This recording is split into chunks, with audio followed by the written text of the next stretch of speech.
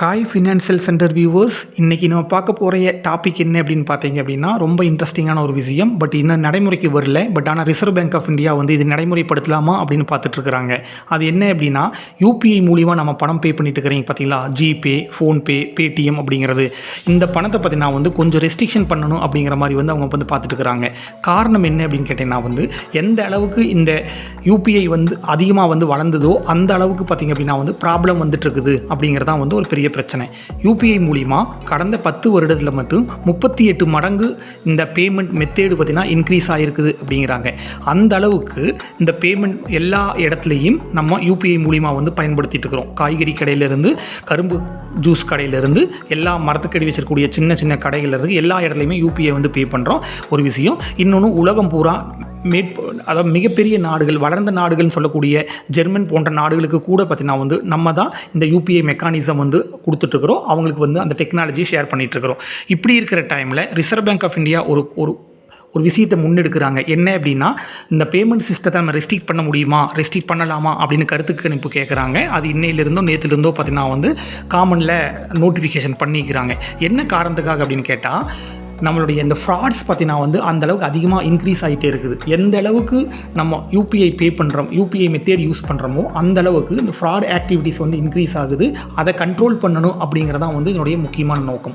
2021 2.6 லட்சமாக இருந்த இந்த ஃப்ராட்ஸ் ரிப்போர்ட் ரெஜிஸ்டர் ஆனது 2025 28 லட்சம் கேசஸ் வந்து ரெஜிஸ்டர் ஆகிருக்குது. அதாவது கிட்டத்தட்ட 22,900 கோடி ரூபா இந்த ஃப்ராட் பீப்புள்ஸ் மூலியமாகவே திருடப்பட்ட பணம் அப்படிங்கிறாங்க. அப்போது இந்த பணம் எல்லாமே இந்த டிஜிட்டல் பேமெண்ட் மெக்கானிசம் வந்ததுக்கப்புறம் பொதுமக்கள் வந்து இழந்துட்டுருக்கிறாங்க. அதுக்காக ரிசர்வ் பேங்க் ஆஃப் இந்தியா என்ன பிளான் பண்ணுறாங்க அப்படின்னா, இனிமேல் 10,000 ரூபாய்க்கு மேற்பட்ட அமௌண்ட்டை வந்து நம்ம வந்து யாராவதுக்கு பே பண்ணணும் அப்படின்னா அந்த அமௌண்ட் 1 hour கழித்து தான் அவங்களுக்கு போய் சேரும் அப்படிங்கிற மாதிரி ஒரு மெத்தேடு கொண்டு வரலாம் அப்படின்னு யோசிச்சுட்ருக்குறாங்க.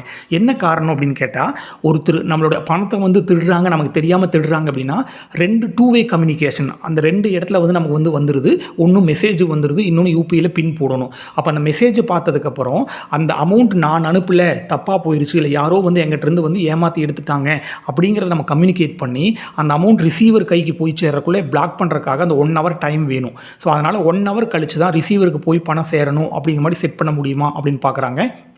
இது வந்து சின்ன சின்ன அமௌண்ட்டு கிடையாது. அதாவது 500 ரூபா 1000 ரூபா போடக்கூடிய அமௌண்ட்டு கிடையாது. 10,000 ரூபாயை பேஸாக வச்சுருக்கிறாங்க.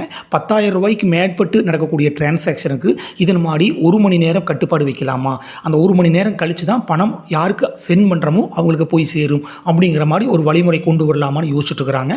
பொதுமக்களிடம் வந்து கருத்து கேட்குறாங்க. ப்ராபபிளி இது வந்து அடுத்த மாதம், அதுக்கு அடுத்த மாதம் இம்ப்ளிமெண்ட் வந்ததுன்னா இதில் சில குறைகளும் இருக்குது. என்னென்னு கேட்டிங்கன்னா, நீங்கள் ஒரு ஜுவல்லரி ஷாப்புக்கோ அல்லது வேறு ஏதோ ஒரு ஃபர்னிச்சர் ஷாப்புக்கோ இல்லை வேறு ஏதாவது மாலுக்கோ போகிறீங்க, 10,000 ருபீஸ்க்கு மேலே நீங்கள் பர்ச்சேஸ் பண்ணுறீங்கன்னா நீங்கள் பே பண்ணினீங்கன்னா 1 hour நீங்கள் அங்கேயே உட்காந்துருக்கணும். அந்த பணம் உங்களுக்கு ரிசீவ் ஆனதுக்கப்புறம் தான் நம்ம வர முடியும்.